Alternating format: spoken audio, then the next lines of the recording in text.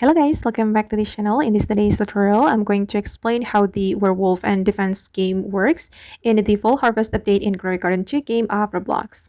Okay, let's get into it guys. First of all, you're going to teleport to the Fall Harvest world. And in this world, the Werewolf and Defense event always starts when nighttime arrives.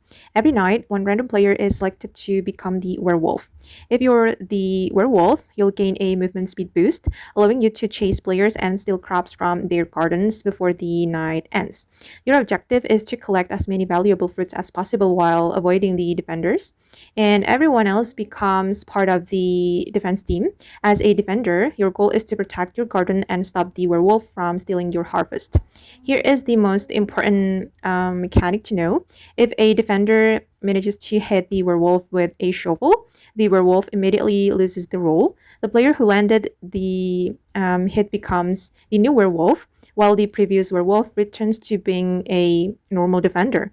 This means that the werewolf role can switch between multiple players during a single night, depending on who successfully hits the current werewolf with a shovel.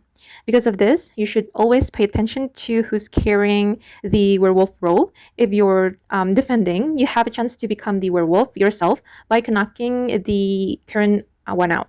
And if you are the werewolf, avoid getting too close to defenders with shovels, or you lose your role. The event continues until nighttime ends, and then the world returns to normal until the next night begins. And okay guys, that's how the Werewolf and Defense game works in the Grow Garden 2 game of Roblox Fall Harvest update. I hope this video will be useful for you. Thank you so much for watching, and see you in the next video. Bye!